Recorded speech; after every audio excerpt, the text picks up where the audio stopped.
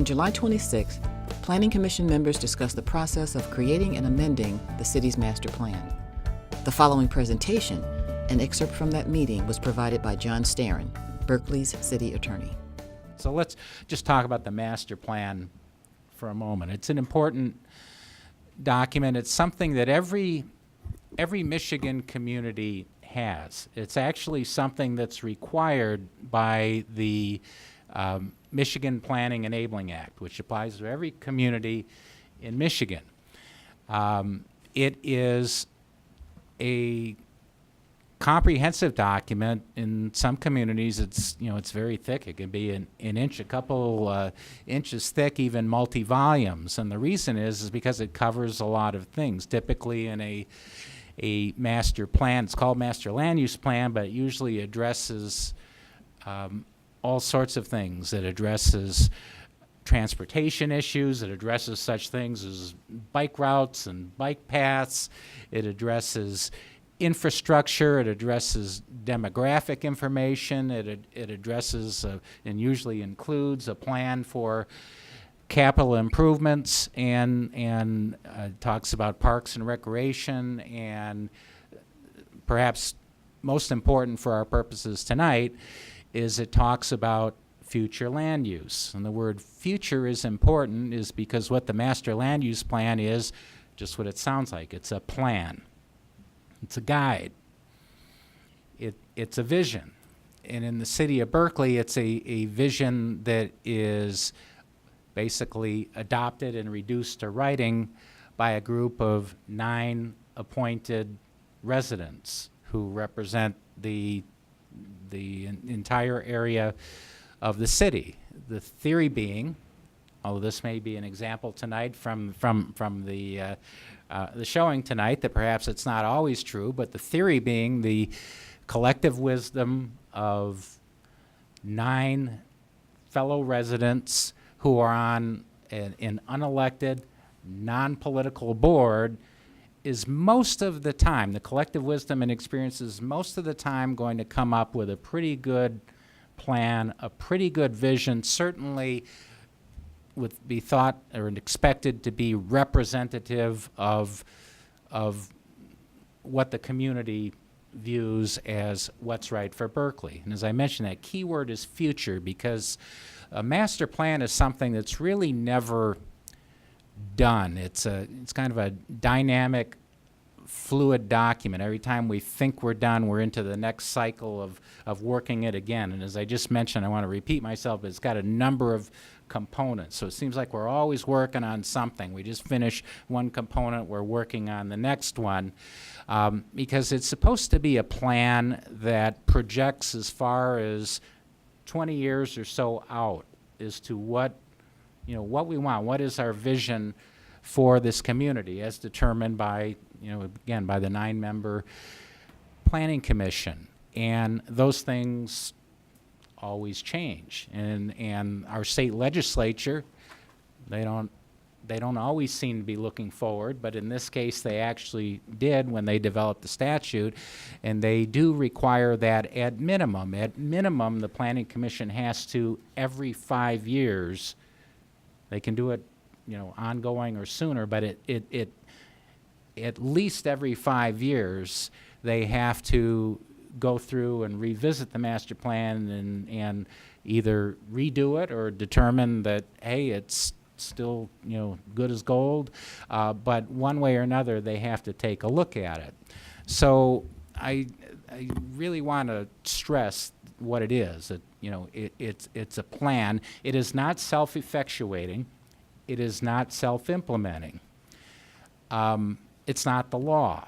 So to say that the master plan allows something or that the master plan permits something is really not an accurate statement. It's really more of an advisory thing, because it's just a plan. What the law is the zoning ordinance itself. And the zoning ordinance is adopted by your elected city council by ordinance, always with input from this body, but ultimately the city council makes those decisions. And unless and until the city council takes some action to implement or correspond to what is in the master plan, then it's nothing more than that. It's nothing more than a plan, just like we have all kinds of plans laying around this building for what we're going to do with our roads and our sidewalks and that type of thing, but nothing happens with those until the funding's there and it's approved. Same thing with the master plan. Unless and until all these great things that the planning commissioners come up with are actually adopted and funded and implemented by the city council, they don't happen.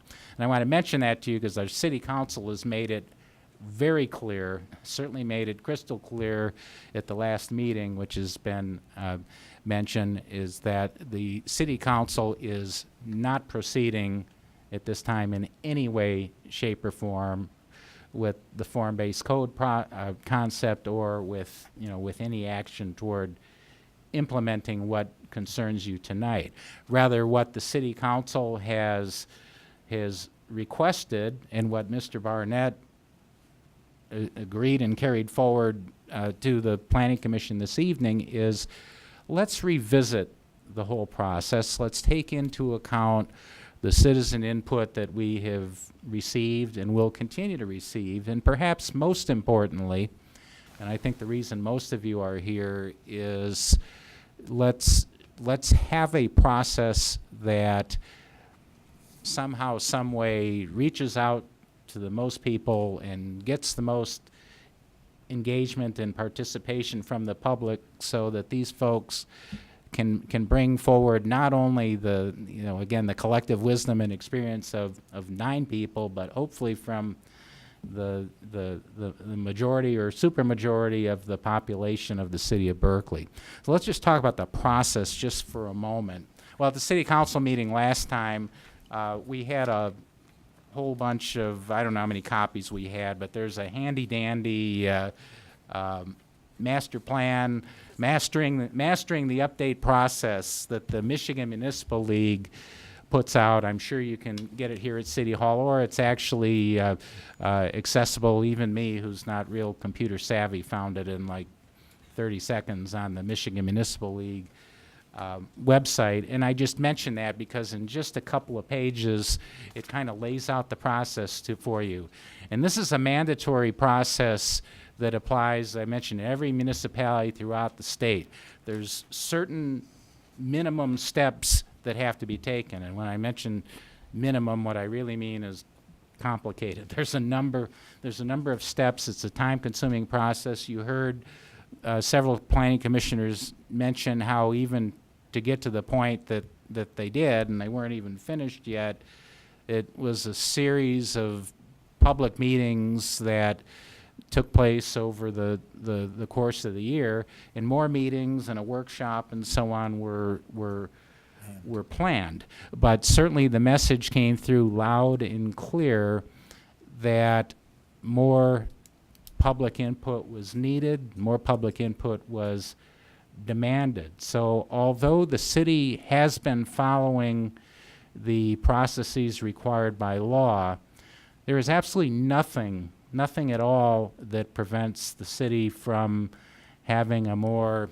enhanced process, figuring out better ways to reach out and communicate, not just to talk at you, but hopefully to hear from you in a constructive way, and to be engaged in the process and to help develop the best plan. And I know you're going to be getting into it tonight, but there is a handout that's been developed by the city administration with just some suggestions of the process that can be followed that not only complies with the procedure that the Michigan Planning Enabling Act prescribes, but also goes beyond that and provides several mechanisms to establish that type of dialogue and opportunity for participation and feedback. So I hope that,